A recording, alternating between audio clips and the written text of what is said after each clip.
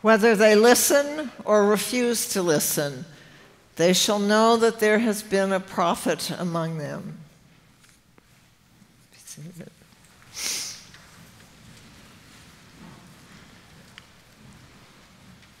How?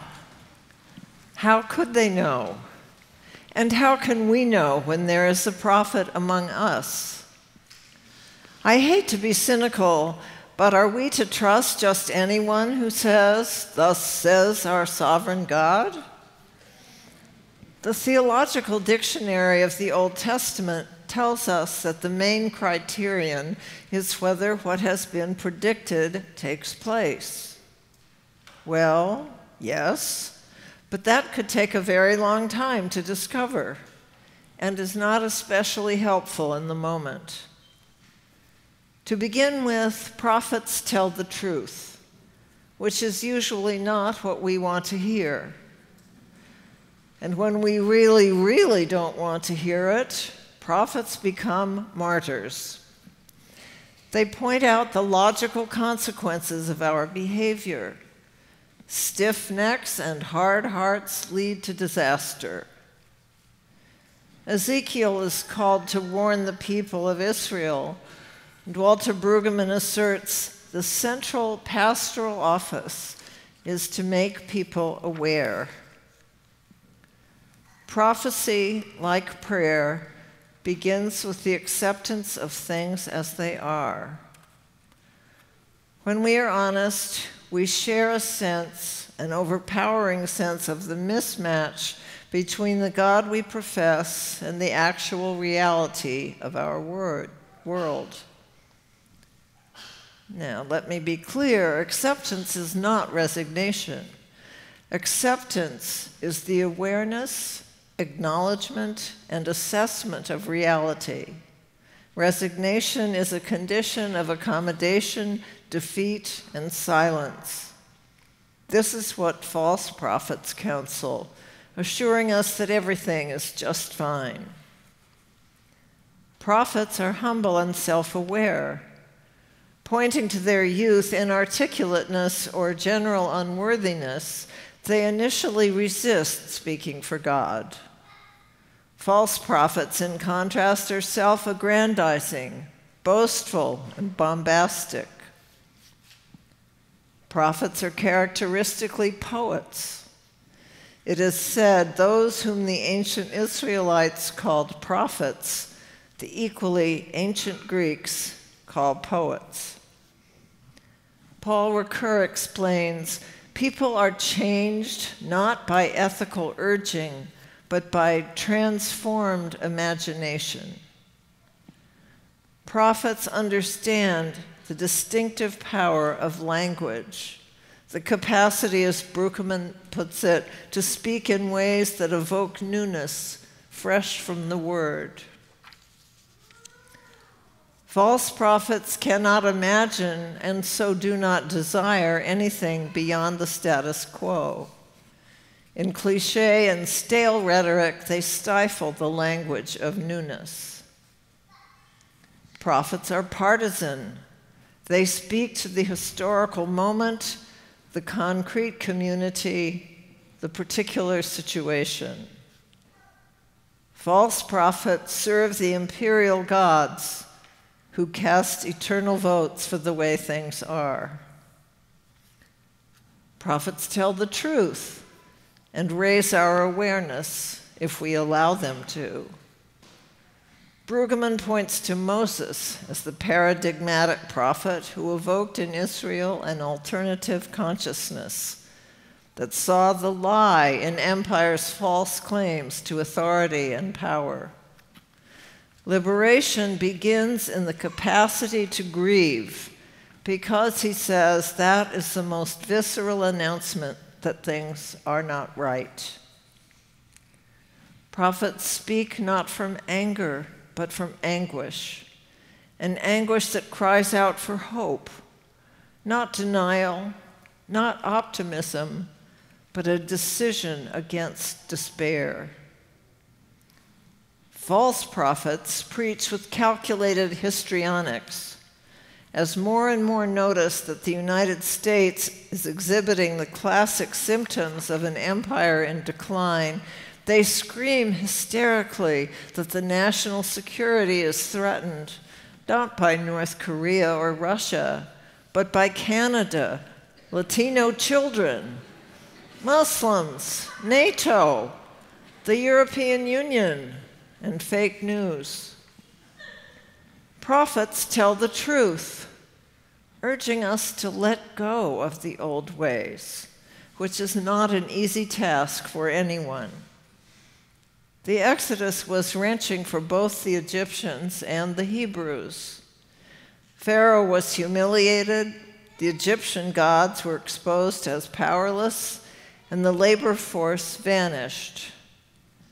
The motley group of ethnicities we lump together as Hebrews escaped their familiar oppression only to find themselves in the wilderness without reliable food, water, and whatever meager comforts their captivity had afforded them.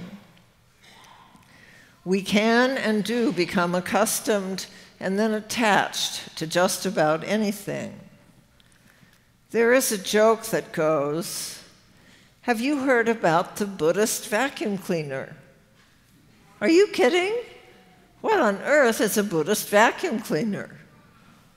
No attachments.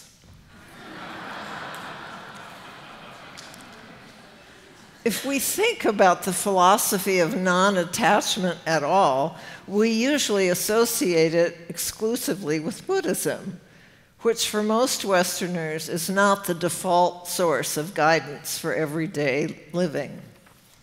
Yet for centuries, in cultures and religions throughout the world, non-attachment by various names has been at the heart of wisdom. Ezekiel was a priest as well as a prophet, but this was an extremely rare combination. The establishment that prophets exposed was both political and religious, and priests were its functionaries.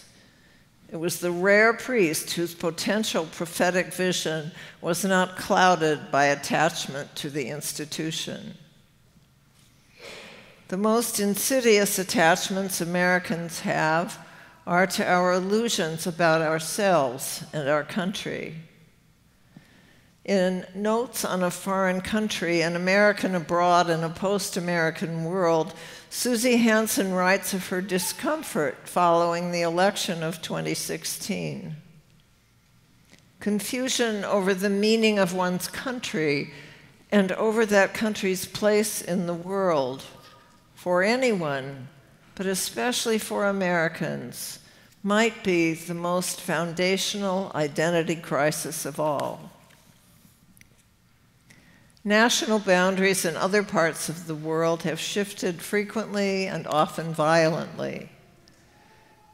Ezekiel saw the Babylonians bearing down to threaten the geographical integrity of Israel, even as her moral integrity was deteriorating under the monarchy. Like the ancient Israelites, we believe that our internal and external borders are divinely fixed, with or without a wall. But there is a measure on the November ballot to divide California into 3 states, and it has been predicted that by 2080, the southwestern states of the US and the northern states of Mexico will band together to form a new country. Rome's real failure in its final phase of grand strategy, one scholar concludes, was that it did not provide a mechanism for a graceful retreat, even as it rotted from within. There would be nothing healthier for America than to prepare the world for its own obsolescence, he says. Prophets show us how to grieve the end. Attachment has a not-so-distant cousin known as addiction, which is not only about alcohol and opioids. W.H. Auden writes, "We would rather be ruined than changed. We would rather die in our dread than climb the cross of the moment and let our illusions die. If a nation is indeed what has been called a remembered community, that is, one with a historical memory of itself, we are in trouble.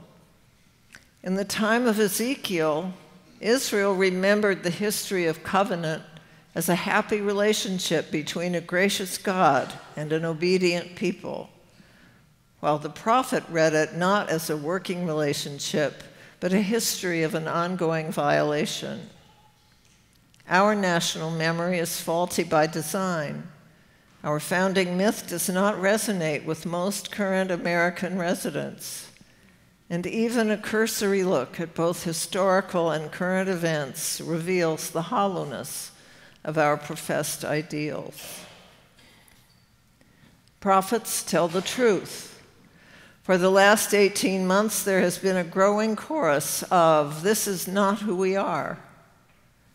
This may not be who we think we are, or say we are, or aspire to be, but in fact, this is who we are." Hear Auden again. Lost in a haunted wood, children afraid of the night who have never been happy or good. Referring to pervasive consumer advertising, self-indulgence, and immediate gratification, Brueggemann casually remarked in 1985, "Ours is essentially a narcissistic culture." It was thus only a matter of time before we elected a narcissist in chief. Now that we have done so, it is clear that full-blown narcissism in a national leader who dwells in a self-referential world is far deadlier than any of us might have imagined. Prophets tell the truth. Insofar as we are children of a narcissistic culture, we have a strong tendency to understand the Bible, and the gospel in particular, as directed at our individual selves. And so we obsess over our private peccadillos as we try to achieve personal salvation. In the prophetic tradition, Jesus exposed the narcissistic sin at the heart of too many rulers: pharaohs, kings, czars, emperors, dictators, and fill in the blank. Their sin does not lie in their personal conduct, distasteful though that may be, but in the heartless systems they perpetrate, protect, and defend. The United States is based on the radical notion that all persons are endowed by their Creator with certain unalienable rights, and among these are life, liberty, and the pursuit of happiness. In the absence of a common ethnicity, language, or religion, and lacking the most basic sense of humanity as a species, our motley group of nationalities can be united only by an unshakable commitment to our founding ideals. In this morning's gospel, we heard that Jesus could do no deed of power in his hometown, except that he laid his hands on a few sick people and healed them. Here, healing is not the literal removing of symptoms, but the restoring of the socially ostracized to the community. By his touch, Jesus both embraced marginalized persons and called attention to the cruel and arbitrary social norms he violated. Mark's point is that we can all do the same. Talk about a deed of power. I am no prophet, but I also have a vision that one day we will actually believe that all persons are created equal and respect the dignity of every human being. We can't all have a prophet's vision and imagination. We can hear and heed prophetic words that make us uncomfortable now, and at the same time offer a new vision of the future. We can speak the truth look squarely at the situation, and identify our illusions as such. And we can lay our hands on a few people and heal them. Amen. Oh.